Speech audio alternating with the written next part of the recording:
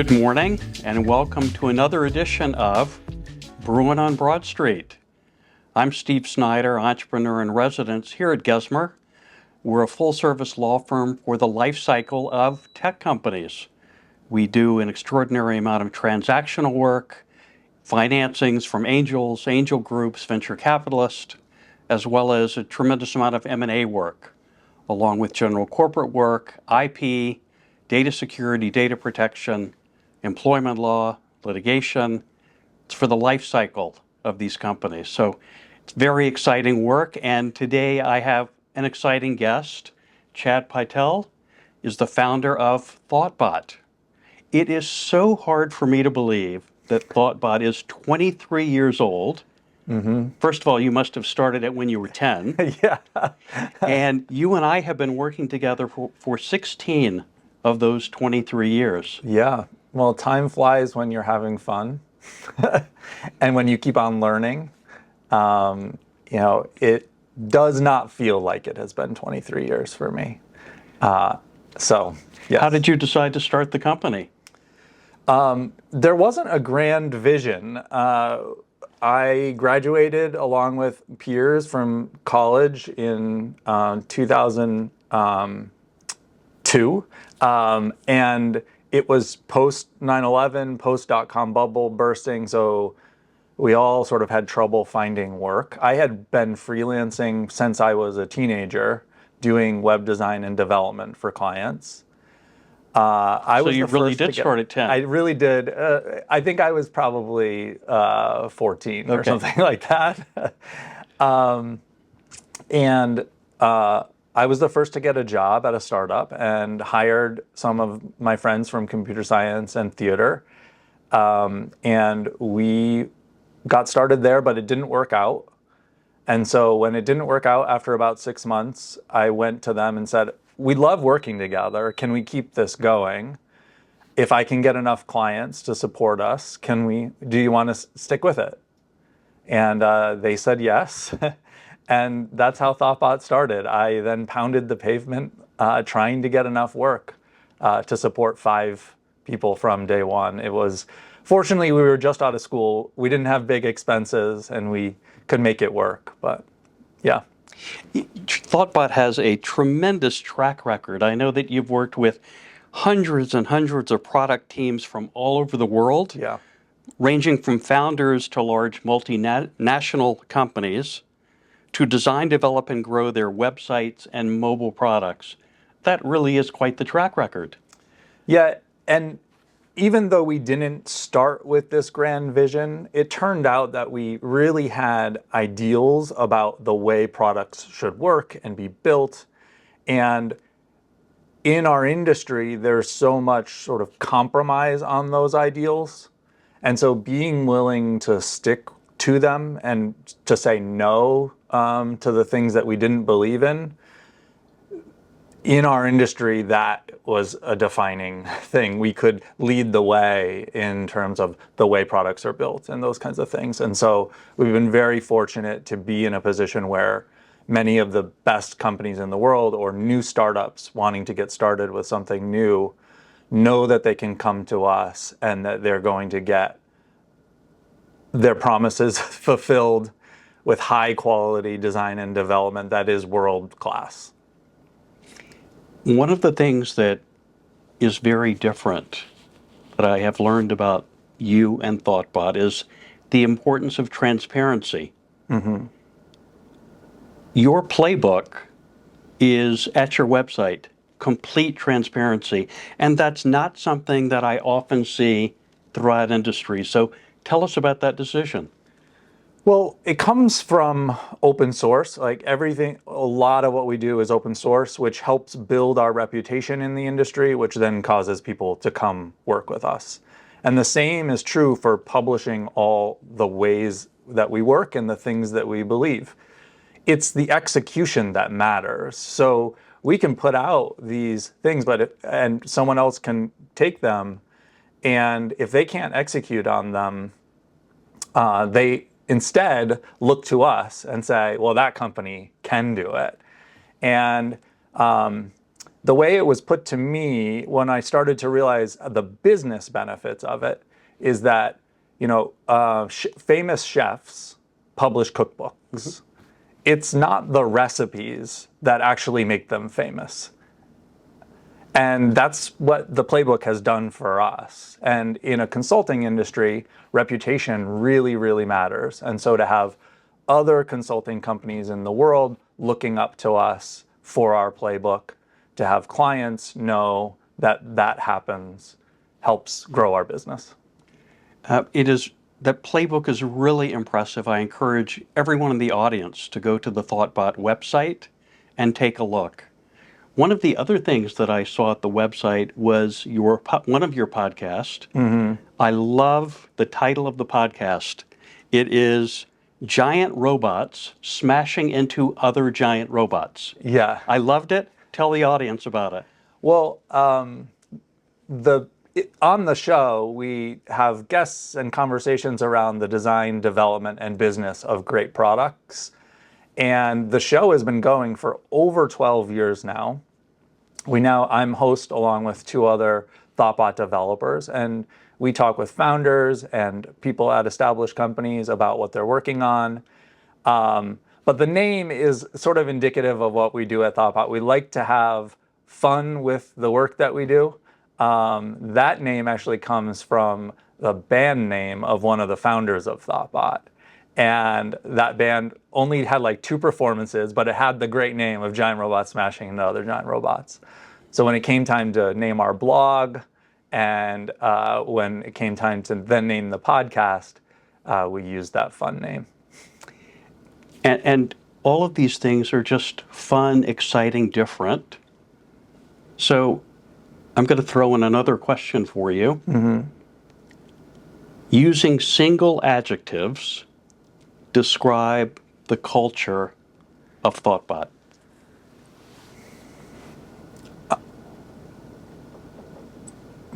I gotta use the single adjective. Any adjectives. No, it's okay. Multiple adjectives. Professional, fun, likable, educational. And those are things our clients say about us. It's why they want to work with us. And impactful. Really impactful. Thank you for letting me throw that in. As if the work at thoughtbot wasn't enough for you, in 2004, you started a new endeavor. It's in 2024. 2024, you started a new endeavor called 12-Sided Studios in Manchester, England. Not Manchester, New Hampshire, but Manchester, England. You've told me about it. Tell the audience. Yeah, so 12-Sided Studios is a production company in the gaming space. So we make videos, podcasts, games of our own, and for clients.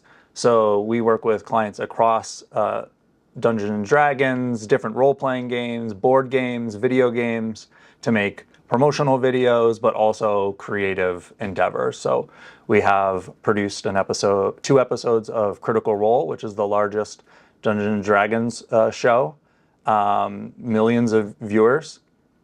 And we have just announced that we're making the first official actual play for the Gesmer RPG, which is the largest RPG Kickstarter that has ever happened. It raised $14 million on Kickstarter a few years ago, and it's just coming out this year. And so we're excited to be able to make those shows. And 12-Sided Studios, this is not a small room where you do this.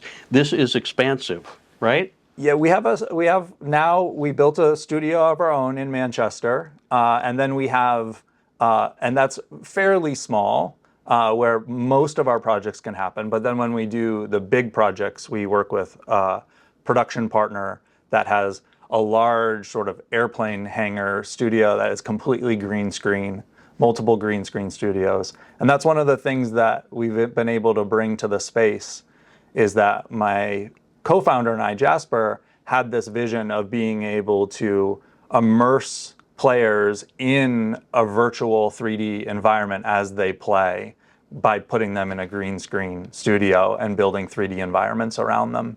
And so we're able to bring these worlds to life in a way that no one has ever seen before. In fact, when we show people the video, they think that it's real, and we have to, like, we made a example demo reel of our work, and we realized we needed to cut back, and we needed to cut the raw footage in so that people could see, no, they're sitting in a green screen studio. This isn't real. And we had a viewer ask, how big were the monitors outside the submarine window that they were in? And that belied the truth that the viewer thought that they were really in a submarine and that it was just outside the windows that was virtual, when in reality, the entire set was virtual. So it's a little bit like Star Wars Volume that Disney has created, but for playing games inside on camera. Sounds like a lot of fun. It is a lot of fun. And, you know, I think I do have the tendency to turn my hobbies into businesses. And so actually the separation, I'm not doing it full time. My co-founder and our production staff are full time.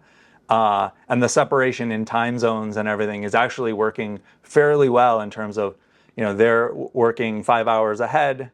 I have a little bit of time in the morning to work on things, but then turn my attention to thoughtbot, and then nights and weekends helping out as well. And then when we have a production shoot or some project that we're working on, I can participate in that and then go there. So I have more questions about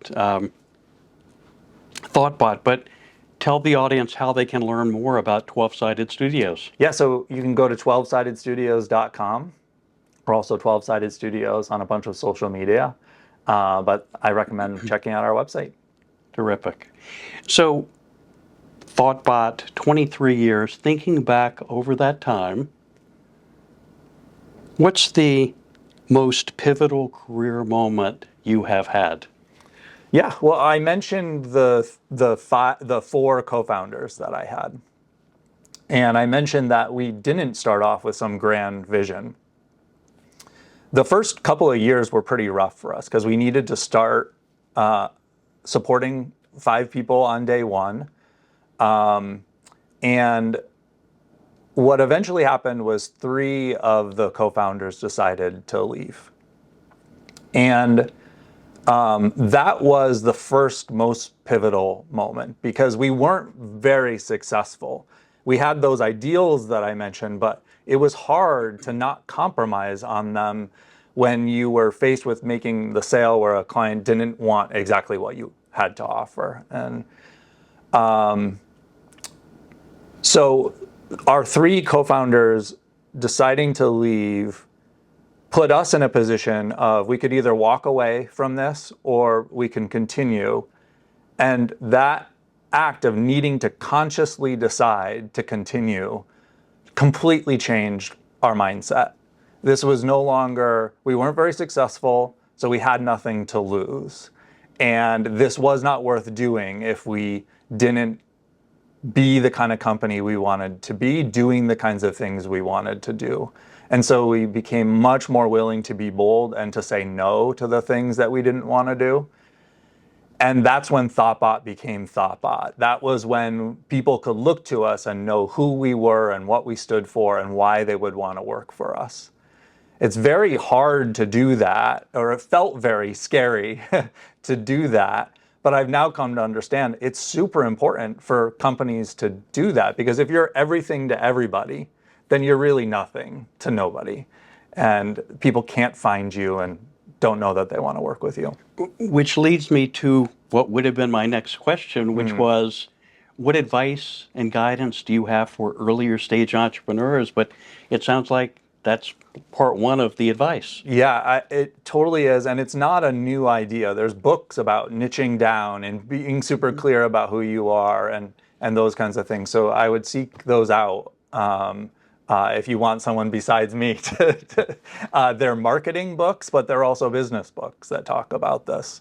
So that is one of the first other things. And the other thing that I always refer to is those three co-founders leaving. We did it amicably and everything, but part of the issue was we didn't really have a conversation at the beginning about what everyone wanted, who was in it, what the roles were, and everybody's expectations. And it would have been much better if we had done that in the beginning. And so I've taken my own advice, and when starting 12-Sided Studios, Gesmer and I made sure to have those conversations so that no matter what happens in the future, we've got everything clear and on paper and all those kinds of things. Really important. Yeah. At the earliest stage. Yeah. Yeah. Basically on day zero, like before starting. Yeah. Exactly. And I know that over the years you have taken advantage of having great advisors on your team, formal and informal advisors. What's the importance of having great advisors?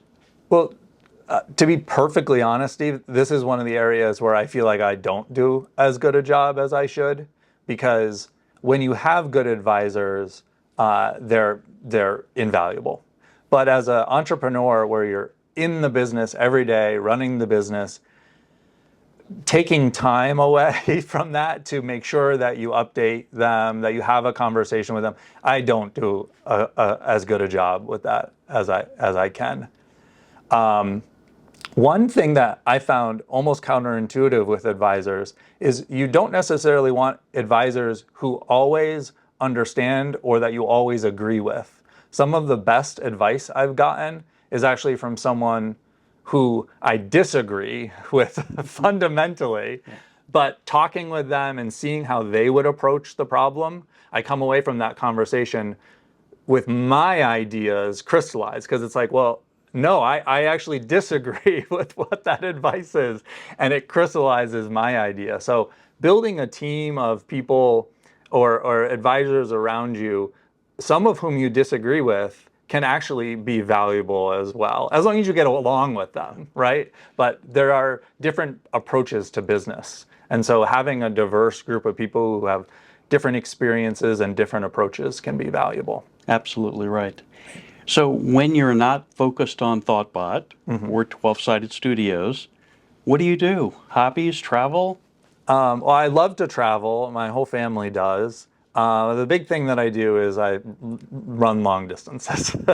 So I run about, one thing about running is that there's always someone who runs more than you. So, I run about 40 miles a week over the course of the week.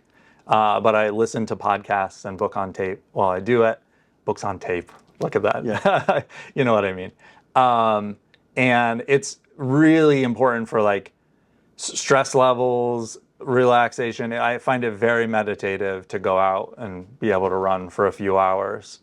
And so I think that that's an important part of being able to bring my energy to the work that I do the rest of the time. One trip that you told me about, and I don't remember the destination, but you and the family, was it the Amazon? Yeah, we went to the Amazon. Living in tree houses? So if there are treehouse lodges in the Amazon, especially because during the wet season, it completely floods, 10, 12 feet higher, it's water as far as you can see. And so, yeah, we stayed in tree houses that were about 50, 60 feet up into the canopy of the trees.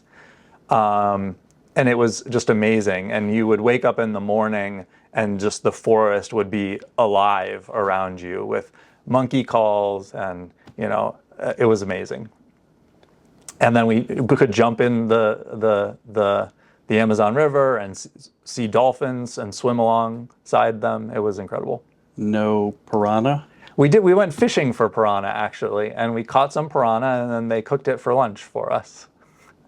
It's okay. Piranha. This is a hot tip about piranha. They're actually scavengers. They don't attack prey. They eat things that fall into the water, and so not fingers. No, okay. No, because so. The way you fish for them is actually drop fishing, where you just drop a piece of meat in, and then they go after it because they think that it's but not fingers. But not fingers. Okay, you're sure? I'm pretty sure. I think I'll just, I'll pass on that. Anyway, thank you so much for being here. How can people be in touch with you? Give them your email address. Yeah, I'm Chad at thoughtbot.com.